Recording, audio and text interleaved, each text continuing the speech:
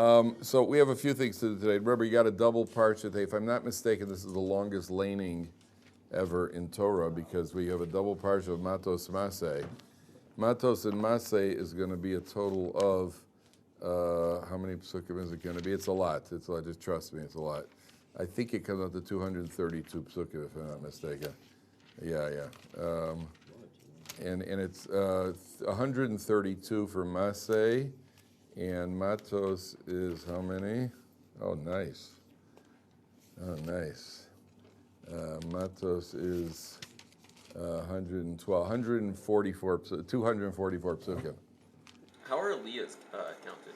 How are what? How do you do Elias? Oh, good question. What they do is they generally go like in Mattos, what would normally be Sheni. So they might go, well, normally you go to Sheni, right, the first Aliyah. So they'll probably go to either Shlishi or Revi. That becomes the end of the first Aliyah. Then they'll go to Shishi. That becomes the end of the second Aliyah. Then they go into the next Parsha. That becomes the end of the third. Sheni is the second, that becomes the third Aliyah. So they break it up that way. Now, Mattos Maseh, I always tell the Gabbai, I'm a Kohen. In our shul, there are about 2 or 3 Kohanim on a Shabbos. You may get 2 or 3 Kohanim. So I'm always, I get Aliyahs on a regular basis. And I always tell the Gabbai, don't call me up. Because if I get called up for this one, then it means I got to stand up there until either Revi or Chamishi. So I always try to find a Kohen I don't like. I say, maybe honor. Well, what happens is you get the first Aliyah, you have to stand up there while he's reading the Torah, and when you get an Aliyah, you always stay there for the second Aliyah as well. So I sit. I just don't. It hurts my knees. I don't mind the Aliyah, but I'm a good Monday, Thursday guy. But the Shabbos is a little bit longer. In any event, okay. So we started yesterday. We have a few very, very fundamental ideas here. Perek Lamed Aleph Pasuk Chaf Aleph. We were talking yesterday about the Jewish people come back from the war. It's on page 906. And we have this concept called kashering utensils. I'm not getting into the halachic end of it. Just the general idea we had mentioned yesterday is that if you have something that's not kosher, you have to kasher it. The way you kasher it is a physiological process. To the degree that it absorbed through heat is the degree that it needs to be kashered. Certain things can't be kashered, some like porcelain or clay, because it's absorbed too much absorbed. And then you get into the technical halachas. If you ever have a question, you have to speak to halachic authority. How do you do it? But one of the commentaries says like this. We're talking about how you kasher things here. So take a look. Vayomer Elazar HaKohen Elanshe Hatzava Aboim LaMelcham. Elazar HaKohen says to the people of war, and I think Binyamin, you asked me yesterday, why is Elazar speaking? And the answer I gave you yesterday is not the primary answer.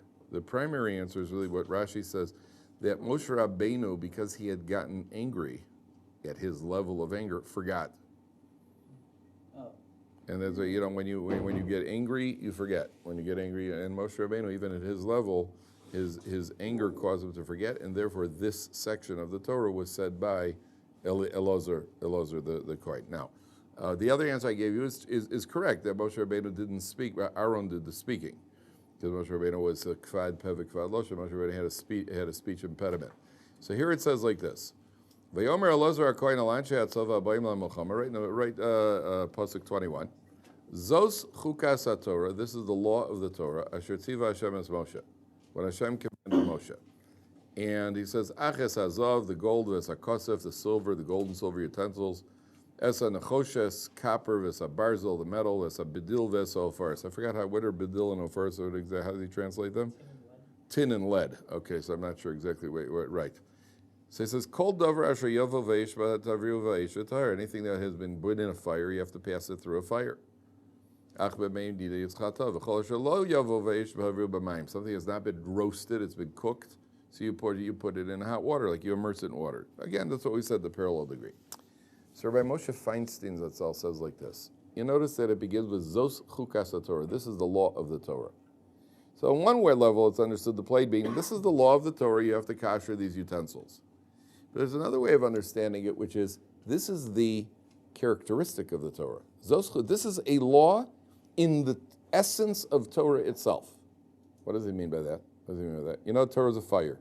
Torah is a fire. Torah is compared to as a white fire written on a black fire. Everybody, you've heard that idea? The Torah is a white fire written on a black fire. Torah is spiritual. Fire is much more spiritual. It's intangible. Even more than that, if you take a look at keep your finger on the place here, look at the very first page in the big blue book. The very first verse of the Torah is Bereshis bara Elokim. The very first verse of the Torah, very first word in the Torah, Bereshis. Take a look at that word Bereshis very carefully. Look at the first two letters and look at the last two letters. Beis Reish and a Yud Tuf spells bris, which is a covenant. Look at the middle two letters. What are the middle letters? Eish, fire. The Torah itself is a covenant of fire. The Torah is a fire. Bris Eish. The whole Torah is a covenant of fire. Okay? Now, what is the Torah telling you back where we are? Zos chukas haTorah. Every single one of us is a utensil that has absorbed non-kosher things. And by non-kosher, I don't mean food necessarily. It means inappropriate behavior. We have blios, we have absorbed within us, because none of us are perfect. The human condition is that we are not perfect. And we have absorbed in us impurities, non-kosher behavior. Maybe lashon hara, maybe we ate something inappropriate, maybe we did something immoral, maybe we were involved in some sort of fight, maybe we showed anger. We have impurities in us. How do we burn out the impurities from ourselves? Korbanos is the atonement. How do you burn it out? What's the greatest form nowadays, especially where we do not have korbanos? Zos chukas haTorah. This is the law of the Torah. Use the Torah to kasher yourself. That means a Jew who wants to do tshuva, and a Jew who wants to atone for various averas, so we're always looking for some sort of gimmick. Go to the mikveh, go to the Ari mikveh where it's freezing cold, go, wrap on 6 pairs of tefillin, do all sorts of ideas that we have. Go put on tzitzis, go do chesed. Right, they're all good, everything's good. You want to get to the source, you want to do the biggest tshuva possible, learn Torah. Torah burns it out of you. Torah is a fire that burns out the fire of sin. Any fire, it doesn't matter what degree of sin that we've done, and to the degree that we were fired up about our sin is a degree that if we bring in the heat of Torah, the Torah burns out. That's the greatest purification. Do you know the Rabbi Uri Zohar? Rabbi Uri Zohar, you've heard of him? He was the all-time champion Israeli Baal Tshuva. Rabbi Uri Zohar was a actor. He was a television personality. When I came to Israel, I was 18 years old. I came to Israel. I was at my aunt's house. She had a TV, and she's showing me this Israeli talk show. And the guy running the talk show looked like a nut. He's wearing tzitzis. He's got a yarmulke. He's wearing tzitzis out over his shirt. It looks like this is secular Israeli talk show. That was Uri Zohar just when he had started doing tshuva. Uri Zohar had started becoming a Baal Tshuva. He was for lack of a better description, if you took who's the leading actor in America now, I don't know. I don't know who's the lead. Tom Cruise, Brad Pitt, what's his name? Johnny. What's his name? Johnny Depp. Yeah, whoever it is, Johnny Depp. I've always been told I look like Johnny Depp. But Johnny, let's say, a guy who's got tefillin painted on his arms, I don't know if you should be laughing at me, but Johnny Depp, what do you call it? Johnny Depp is the all-time, what do you call it? Johnny Depp is supposed to be we've been told we look like twins. So Johnny Depp, imagine you have Johnny Depp and what's the guy who just retired? Letterman. David Letterman just retired. Imagine both of them in their peak rolled into one. That's who Uri Zohar was in Israeli society. He was everything. Uri Zohar one day was at a family bris. Uri Zohar was at a family bris, and he had a distant relative in Bnei Brak, in the old city, who was a Yerushalmi Jew, a religious Yerushalmi Jew. And what do you call it? He a distant relative, so he comes from Tel Aviv with his secular buddies. And they go to this distant relative's got a bris, and he goes into Mea Sharim. They go into this old Yerushalmer's house. His name was Rabbi Zilberman, who was a massive Talmid Chacham. Yerushalmer Jew with the Shtreimel, the whole works. And Uri Zohar was bored. So he started confronting this rabbi, asking this rabbi all sorts of provocative questions. Why do you religious do this? Why do they do that? Why do they do this? And he's having a joke. And Uri Zohar was everybody's laughing, and his rabbi's answering him. And everybody's laughing, and he's trying to poke fun at the rabbi. And the rabbi's very unflappable. He's answering. On the way back to Tel Aviv, Uri Zohar was driving. He said to himself, everybody in that room was laughing except for 2 people, him and me. And that started him to doing tshuva. And eventually Uri Zohar did tshuva. He was regarded as a, what's the word in English?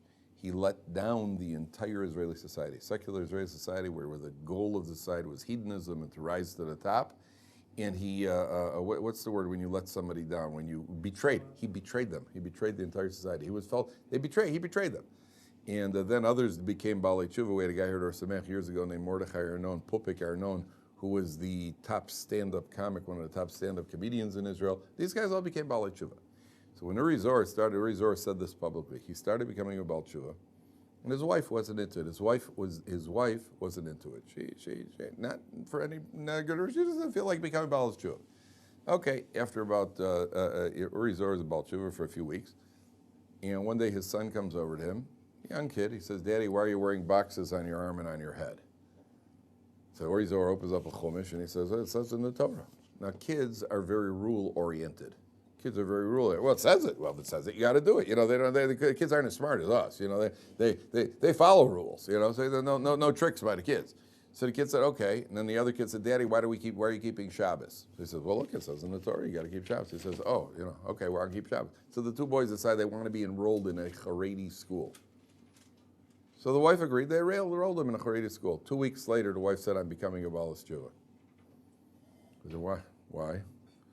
She said, because our kids, his wife was involved in translating psychology books.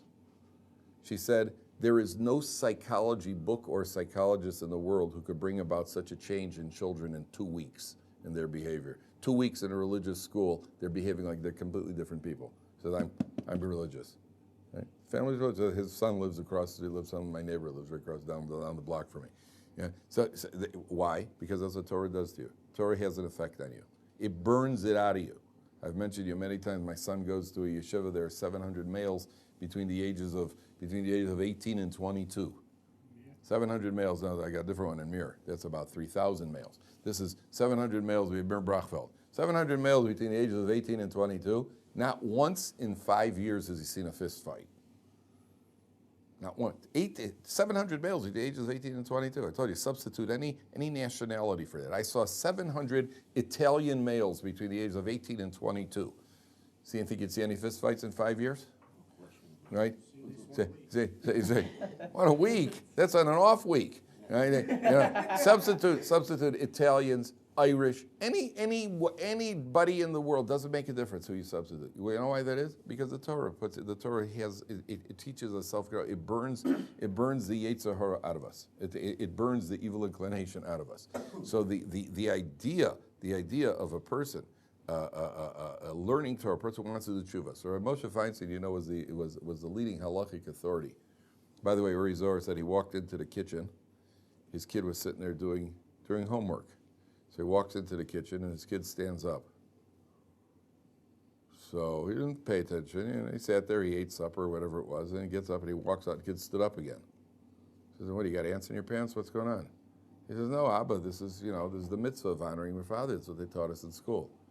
Uri Zohar said he started crying. He said, it's the first time I realized I'm a father. So he said, this is nothing I've ever seen or experienced before in my life. So Uri Zohar, you see, that's the idea what Torah does to a person. Uri Zohar, by the way, his son married the daughter of Eric Einstein. Eric Einstein was the top folk singer in Israel. Eric Einstein, who just passed away last year, I think. Eric Einstein was the top folk singer in Israel. At the beginning, Eric Einstein started doing tshuva with his best friend Uri. They're both celebrities. He started doing tshuva and he said, it's not for me. And eventually Mrs. Einstein, they got divorced. She became a Baalei Tshuva. And his two daughters, Eric Einstein's two daughters, are married to two of Uri Zohar's sons. Right? Uri Zohar never lost his comic touch. He was once, they had a mutual grandson, and they had the bris. So, you know, at the bris, there are various honors that you give out. So one of them is called the kvater. Kvater is the person who carries in the baby. They carry in the baby for the bris. So Eric Einstein is a ultra-leftist, and he comes to the bris, and there's his mechutin Uri Zohar, who's completely frum now, and they said, okay, we're honoring Eric Einstein, not with a kvater, with a cheka. Cheka means you lift the baby, you just pick up the baby and hand it to the next person. He says, we're honoring the grandfather Eric Einstein with a cheka. So he looks at her, he says, what do I do, what do I do? He says, it's nothing, just take the knife, make a small cut. It's not a big... so the what do you call it? That's what Torah does for you. That's what the Torah says. Zos chukas, it's a principle. Now, if you look at Rabbi Moshe Feinstein, who is the leading halachic authority of our generation, and he's asked questions, heartbreaking questions, by people who become Baal Teshuvas. So, for example, there's a young man who feels that he's been what do you call it? He has transgressed numerous times, wasting seed. He feels he's wasted seed, and he wants to know how to do tshuva. Rabbi Moshe Feinstein writes him with the kindest words. He says, tshuva is always accepted, no matter what you've done. Don't do anything harsh. Don't fast. Don't do anything extreme. Study Torah. Torah is the best antidote for the evil inclination, and Torah cleanses you. It's a fire that cleanses you. Study Torah. Young lady from a religious home was working in an office. She got involved in some sort of relationship with her boss. She eventually stopped it. Now she's getting married to a Ben Torah who's going to sit and learn. And she what do you call it? She is also heartbroken. Rabbi Moshe says, don't do anything harsh. Don't do anything extreme. Say some Tehillim. Your husband will learn Torah. You'll be part of his Torah. That's the way you atone. That's what we do. We don't do anything extreme, anything harsh, anything strange. Problem is, the other stuff is sometimes more fun. Right? We might feel more immediate results doing the other thing. Oh, good, I went to the Ari mikveh. It's great to go to the Ari mikveh. It was better to stay home and learn Torah. That's the best. Okay. That's as far as, that's the first idea. Now, the next idea we want to go to is switch to Lamed Beis Tes Zayin. So over here we have the section of Torah like this. They're about to go in. Let's take a look at the first pasuk. It's on page 910. Starts with chapter Lamed Beis, Parak Aleph. Umikne Rav Hayali bnei Ruvain v'livnei Gad otzu me'od. The sons of Reuven and Gad had a tremendous amount of cattle. Vayiru es eretz Yazer v'eretz Gilad v'nei amakom mekom mikne. It's a place of, it was great grazing land. So they come over. Vayovo b'nei Gad uvnei Reuven vayomer el Moshe v'el Elazar HaKohen v'el Nesei Lemar. They come and they say to Moshe and Elazar HaKohen and the heads of the congregation, Ataros v'Divon v'Yazer v'Nimra v'Cheshbon v'El Oleh. These are various cities. Usvam u'Nevo v'On. Ha'aretz asher hikal Hashem lifnei adas Yisrael eretz miknahi. The land that God has smitten on what we would call the occupied East Bank is a land of grazing, what today is Jordan. V'lavdecha miknah, and we have a lot of cattle. Where do you think they're going with this? Where do you think they're going with this? Like a husband goes over to his wife and says, I couldn't help but noticing that you baked a couple of fresh pies for that kiddush on Shabbos, and I'm really hungry right now for pie. Now, where do you think you're going with that? Now, I haven't said it, so most wives will say to you, well, that is really good to hear, and if you touch that pie, it is probably the last thing you're going to do. Right? So you say your wife, she'll pick up. All you got to do is hint it. So sometimes I don't even have to get that far. I say, oh, by the way, that's all I have to say. She said, don't touch the pie. That's all it takes. She knows exactly what you want. You know what the worst thing is? You come in Thursday night. You stay out late at a mishmar, at a shir. You're at a shir. You play sometimes late night basketball. Somebody come in late. House is quiet. Everybody's asleep. 11:30 at night, your wife's fast asleep. You walk into the kitchen, you're hungry, need a snack. You open up the refrigerator, there's a fresh kugel baked for Shabbos. Wow, Thursday night, a kugel. And you look at it, and as you reach, all of a sudden her voice from the next room, don't touch the kugel. I don't know how she was slumbering. She was semi-comatose state. And they always know. That's the problem. So what do you call it? So here, it's clear what their drift is. It's clear what they're, not my wife, of course. She says, take the kugel, I'll bake a new one. No. Oh, sure. Now, so they come to Moshe Rabbeinu, they say, you know what, we would like this portion of the land. And Moshe Rabbeinu says, hey, why are you rattling the Jewish people? Why are you rattling the Jewish people? Now, I want you to see something that they say, that they come, they make a deal, and eventually they work out a deal. If you go into the land of Israel with the Jewish people for 7 years, 7 years you'll help in the conquest, you'll lead the conquest land of Israel, then you get this area outside of Israel. But we don't want you rattling the Jewish people. We've had this before, where the Jewish people, right on the verge of going in, all of a sudden somebody's got to rock the boat. Moshe Rabbeinu's not happy about it. And they work out a deal. Well, they'll lead the conquest of the land. They'll leave their wives and children here. They'll set up shop for them, go into the land of Israel, they'll lead the conquest of the land of Israel, then they'll go back across the Jordan, and they get that, and that deal Moshe Rabbeinu accepts. Okay, now, I want you to see something, a statement in Rashi over here. They are criticized. Take a look at verse 16 on the next page. They're brokering the deal. Okay, it's on page 912, verse 16, 7 lines from the top. Vayikshu, I love, they approach him after he criticizes them. Vayomru, Gidros son nivdem lemiknenu po, we will build pens for our flock. Ve'orim letapedu, and we will build cities for our children. And then Vanachnu nechaletz chushim lifnei bnei Israel, we will go ahead, we will be the, how does the arts go to translate? There's a certain name for soldiers that go, the vanguard. We'll bring them to their place, we'll settle them. And then look at the next pasuk, Lo noshuv el batenu, we won't return home ad hisnachol b'nei Yisrael ish nachol, until the Jewish people are firmly settled in the land of Israel. Give us this land, we'll go 7 years, 14 years I think it was, we'll get the land of Israel, we'll be the vanguard, we'll lead the charge, and then you have nothing to worry about. So now the Jewish people see, you know what they cover with this? The Jewish people say, it's not that we don't want to go in because we're afraid. We're not intimidated like the spies. The proof is we'll go in and beat them up for you. But we like the land over here. We got it. Okay, that deal we can accept. You're not railing the Jewish people. Now, I want to show you something very subtle here. You'll notice how they talk in verse 16.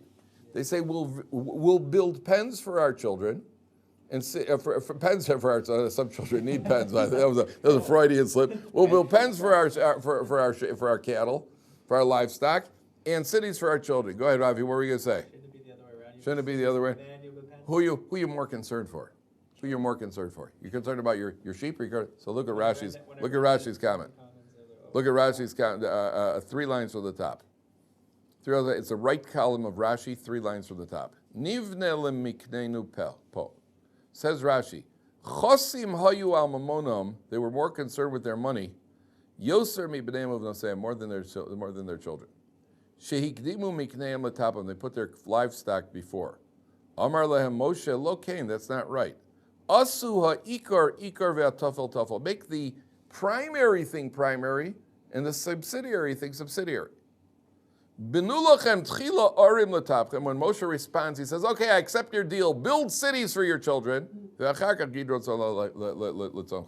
you'll build the pens." So when Moshe Rabbeinu responds, he says, "I accept your deal," and he gives him a subtle little correction over here, but you got the order, the priority is mixed up. Now the question becomes like this: what's wrong? What's wrong? I want to tell you something, gentlemen. Either you or somebody you know is doing the exact same thing and thinks the exact same way. Because you'll find most people will say, I'm not ready to get married and have a family yet because I have to support them. I have to provide a means of support. I have to get my degree. I have to accumulate a certain amount of money. I'm not ready to build a family yet. I'm not ready to go ahead and learn in yeshiva yet. I have to make sure that I have something providing me down the line. I got to provide for myself. Okay, now be careful over here. I'm on film. I'm not saying to behave irresponsibly. We are not saying to behave irresponsibly. However, there is an extreme behavior in this area. A person says, no, until I finish school and I have a job and I have a thing, either I can't get married or have children, or I could get married, but I won't have children until I know I can provide for my children. Well, that's exactly what they said. All we want to do is we want to build pens. We want to build pens for our sheep and cities for our children. We want to provide a future for our children. What's wrong with that? What's wrong with providing a future for your children? That's what the Torah is alluding to over here. And that's not the Torah attitude. The Torah attitude is, don't play God. We have to provide a future for our children. We have to build everything up, everything in life is set up, then we're ready. It doesn't work like that in life. And even when you try to set it up, it never gets set up. Most young people are not set up. However, make sure you do not misquote me. We don't behave irresponsibly. The general Torah approach is that if a person, somebody asked the other day about people studying in Kollel. If a person's studying in Kollel and he sees that he has a year's worth of parnasa, he sees how he's going to live for a year from any given point, there's no need to stop learning. You can continue learning and live at that. At the point that you see, I don't foresee a responsible way to support my family within a year from now, some say a half a year from now, whatever it is, at that point you have to behave responsibly. You have to make an effort. But don't think that by having children, you are going to ruin your future or their future. Doesn't work. You're going to ruin their future much more by not having them. That certainly will ruin their future. And therefore, a person has to know the Torah is telling you, what's your priority in life really? What's really your priority? I've asked people this question. What would you want if you could ask for 3 things right now? Any 3 things you want right now for a happy, content, fulfilling life. You can have any 3 things you want right now. I'll give it to you. 3 things, anything you want, except it's not a fantasy. A fantasy means I want to be the CEO of a corporation without any worries or potential ulcers. That's a fantasy. Yeah. You want to be a CEO of a corporation? Good. It goes with the pressures of being a CEO. I just was in a car. I had a ride this morning with a guy who gives me a ride who is the CEO of a corporation. It's actually, I wouldn't call it a corporation. It's an organization, an outreach organization. And he said he's under a lot of pressure now. He has to meet a budget, and he's under a lot of pressure. Now, it's his show. He's the boss. He makes the decisions. But with that goes the responsibility, the budgetary responsibility. Now, you can have whatever you want. I'll give you whatever you want. It's not a fantasy. So, if you could ask for 3 things, I've asked this to numerous audiences. I had a guy once tell me he wants a lifetime supply of beer. Shameless. They said he wants a lifetime. Okay, that's fine. You can have a lifetime supply of beer. But remember, a fantasy is I want to be able to drink as much beer as I want and never wake up with a hangover. That's a fantasy. You want beer, you can have beer. Guy wants, I want a Harley 10,000, but no chance of accident. That's a fantasy. So whatever you want will go with the very real consequences. Okay, now, imagine for a second, just think to yourself, what 3 things would you want? I'll give you 30 seconds. Don't tell me, think to yourself. What 3 things would you want right now if you could guarantee yourself a happy, fulfilling, content life? Give you 30 seconds. Okay. How many of you have on your list a lot of money? Okay. I like honesty. How many of you have a lot of power? Does that mean being a husband? Oh, if you got it wrong. Oh, if you got it. Oh, stick around, son. You need some lessons. How many of you have prestige? Okay. How many of you have good health? Yes, you can switch if you forgot. You're right. You can switch. It's not too late. That always happens. Somebody in the room goes, "Oh, I forgot. Can I switch?" Yeah, you can switch. Yeah. Okay. How many have good marriage, family relationships / family? Oh, look at that. Amazing. I once did this with a group, but it was kind of a mixed group. There was a couple sitting in front of me, like about 50s, 60s. They're sitting in front of me in the front row. And I said, okay, I asked this, that. I said, and how many about good marriage, family relationships? So the wife's hand goes up. And the husband was just kind of looking at me. And also the wife looks at him like this. And he goes, oh. All of a sudden his hand goes up. He was spaced out for a while. Okay? Now, if you'd ask your average single male, or sometimes a married male will tell you, I want as much access to immorality as possible. Okay, we'll give it to you, but it's not a fantasy. Your marriage probably won't be very good if you're behaving that way. It's one or the other. You can't have both. You can't have both. That's a fantasy. You don't have one or the other. Your wife will not be happy if you have girlfriends. So you can have one or the other, not both. Okay? Now, inevitably, every single audience that I've ever asked this to, always, everywhere, under any circle, no matter what range of religious, not religious, secular, doesn't matter, everybody under all circles, like you said, the third one's always tricky. The first 2 are always health and family, health and marriage. They're always the top 2, whichever order they happen to be in. The third one, different people have, one's a Harley, and one's an executive, and one's a lot of money. Everybody's got, but the first 2 are always, now, ask yourself the following question. The Torah certainly promotes health. You're not allowed to engage in any activity which is prohibited, that endangers your life. What that constitutes exactly, according to some poskim, is something as simple as skiing is prohibited. There are poskim say you can't ski. People break bones all the time skiing. One year, I know a girl who was brain damaged from skiing, a religious girl in Chicago was brain damaged from skiing. In 1 year alone, Sonny Bono from Sonny and Cher, and David Kennedy, Robert Kennedy's son, and the #1 champion women's speed skater all died in the same year hitting a tree. Right? So it's a potential. So there are poskim that say you can't do it. Almost no poskim would permit bungee jumping. Very few poskim would permit alligator wrestling. Very few poskim would permit skydiving. What? Don't argue. Wait for a few minutes. Hold for about 15 minutes. And most poskim would what do you call it? Yes, you could get killed crossing the street as well. Except that people cross the street don't necessarily parachute. People who parachute also cross the street. It's not like you parachute to work every day. So there are certain, you're only increasing your chances. So that is what the halacha says. So halacha certainly promotes health. Halacha certainly promotes health. Is it controlled by us totally? No. You could cross the street, chas v'shalom, and get hit by a car who's out of control, a drunk driver. The person could be perfectly healthy. Next thing you know, he's got a disease. He's got a dreadful disease. These things happen. Okay.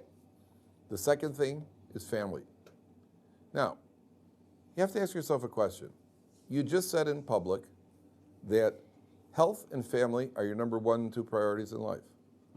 What you're doing right now or what you plan on doing at some point in the future, is that something that's going to promote what you just said is your number 1 goal in life, or is something that's going to work against it? Are you going to be working too hard, running down your health, not spending enough time with your wife and kids?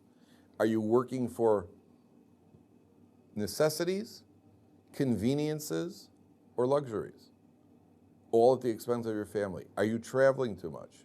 You understand the question. And you yourself said, this is my priority, so what are you putting that ahead of your priority for? Like the father said to his son, what do you want to do when you grow up? He said, I want to become an airline pilot. He said, why? He said, because then I'll get to spend more time with you, Dad. That's bad. You don't want to hear that from your kid. You understand? Here the Torah is telling you, what's the priority in life? What is really important to you? Your finances or your family? And that's what Moshe Rabbeinu subtly corrects the Bnei Gad and Bnei Ruvain. But for us, you should know that it does apply, because there are a lot of people who say, we're not ready to have a family yet.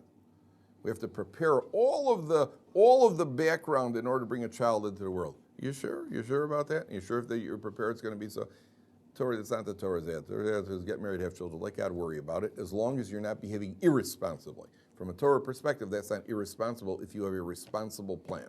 It's not irresponsible. Society may say that is irresponsible. I think Rabbi Salinger has over there on his bulletin board, what's his name, the soccer player from England, David Beckham married one of the Spice Girls over there, whatever, Sugar and Spice, Lemon Spice, whatever the name is over there. So he married one of the Spice Girls, okay? So they have 4 children. So one of the social critics says, well, they're behaving selfishly because they're bringing so many kids into the world. They're bringing so many kids into the world, and the world's short on really, that's what's called selfish behavior. So you understand what a distorted, dumb world we live in? Here's a guy with 1 child. He's behaving selfishly because he's having children. Why don't you ask the children if it was selfish? Okay? So the Torah's attitude is this B'nai Gad and B'nai Ruvain approach is not the Torah approach. Okay? Any questions on that? Questions? Yeah, go ahead, Avi. Doesn't the Rambam say that before you get married, one should have a house and have a vineyard? Correct. The Rambam says one should have a house and one should have a vineyard. But you see, if we paskin like the Rambam, right? The Rambam is, in other words, a contemporary poskim know the Rambam. Because we paskin like the Rambam also says a man should only let his wife out of the house once every 30 days. Okay, now we have to make up our mind right now, do we paskin like the Rambam or we don't paskin like the Rambam? If we are Rambam people, so let's be Rambam people, we can't pick and choose from the Rambam. The answer to your question, which is a very important question, is that we know what is my job? Is my job to look at the Rambam, paskin like the Rambam, or is my job to follow the contemporary Gedolim who also know the Rambam? And in spite of what the Rambam says, they are guiding us. That means they see the overall picture. They know what all the other authorities say. They know what all the... And I, who don't have that kind of scholarship, and I don't have that kind of knowledge, my job is to ask Rabbi Moshe Feinstein. Moshe Feinstein knows the Rambam as well. And therefore, for Moshe Feinstein, in spite of the Rambam, and Rav Elyashiv, in spite of the Rambam, this is what they paskin. So the question, I would just reword the question. Being that the Rambam paskins that way, I'm curious, I'm not challenging, I'm curious, why do the contemporary brothers? Good, there's an answer for that. They may have told us, they may not have told us. We have to be contemporary post. You can ask them, what do we do with that Rambam? Great question, but just be aware that there are other statements in the Rambam. If we're already going to go with the Rambam, so get used to seeing your wife around the house, right? That's what the Rambam says. So people say, well, does the Rambam say that you're supposed to work? Right, you're supposed to work. The Rambam says you're supposed to work. The Rambam says everybody should work 3 hours a day and study Torah 9 hours a day. That's if you're a working man, not in Kolo. 3 hours a day, good. First of all, find me a job where I can work 3 hours a day. And second of all, if you can't do both, so which one should you do? This is 9 hours and this is 3 hours. Maybe we should follow the majority of what the Rambam says. How do you know how do you know what the Rambam would say if you can't do both? Well, if you can't do both, I guess you got to work. How do you know? We didn't ask the Rambam, did we? Right? So the Rambam is a great question, except that you have to know that the poskim know what the Rambam, and it could very well be the poskim are saying that to go and prepare for a job is also considered building a house. What did the Rambam mean by that? And so on and so forth. So in vineyard, do you know anybody who owns a vineyard? I know people who are investment bankers. I don't know anybody who owns a vineyard. There are a few farmers out there in Nebraska, but I don't know any guys. No, when I went to high school, became a farmer. I had one guy from high school who wanted to become a shepherd. One guy from high school wanted to become a shepherd. He said, because then you get to lie around in the grass all day, smoking grass, watching the sheep. That was his goal in life. He wanted to become a shepherd, but that was about it. I don't know anybody who planted a vineyard. I don't know anybody who planted a vineyard. So it's a good question. It's a good question, and the answer is that we have to follow the Torah authorities and how they guide us in our contemporary generation. Okay, but again, I want to protect myself and I want to protect you. Having said that, every single individual has to have his responsible rabbi that he could go to consult and find out, is my behavior, am I doing the right thing under the circumstance? Okay, we'll continue tomorrow, Mr.